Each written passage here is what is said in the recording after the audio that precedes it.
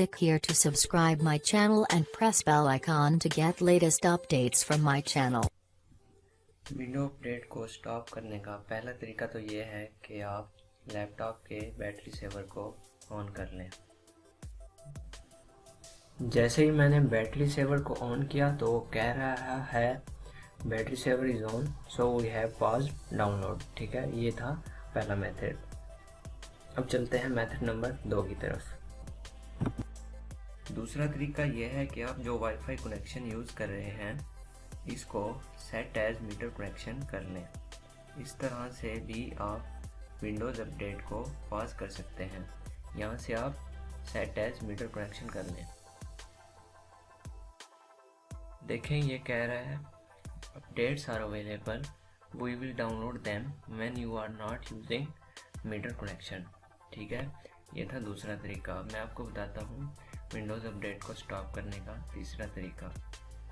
जो तीसरा तरीका है, इसके लिए आपको विंडोज़ की +R प्रेस करें और यहाँ पे लिखें services.msc। इसके बाद आप एंटर कर दें। एंटर करने के बाद आपको कुछ देर वेट करना होगा, कुछ सेकंड्स।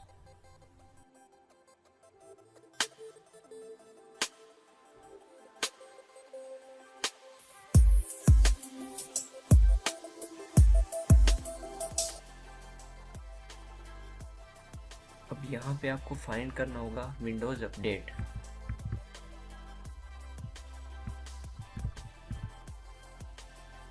इस पे आपने डबल क्लिक करना है और यहाँ स्टार्टअप टाइप, यहाँ से आपने इसको डिसेबल करके अप्लाई पे क्लिक करना है। अप्लाई पे क्लिक करने के बाद ओके पे क्लिक करना है। इसके बाद आपने जस्ट अपने सिस्टम को रिस्टार्ट करना है। अपडेट्स पॉज हो जाएंगी हमेशा हमेशा के लिए। ठीक है, इसके बाद आपको विंडोज़ अपडेट कभी तंग नहीं करेगा। अगर आपको विंडोज़ अपडेट को दोबारा इनेबल करना है तो यहाँ पे आप डबल क्लिक करके यहाँ से आप ऑटोमेटिक सेलेक्ट करें और अप्लाई पे ओके करें। अप्लाई पे ओके करने के बाद यहाँ से ओके पे क्लिक कर दें और अपने सिस्टम को रिस्टार्ट कर दें।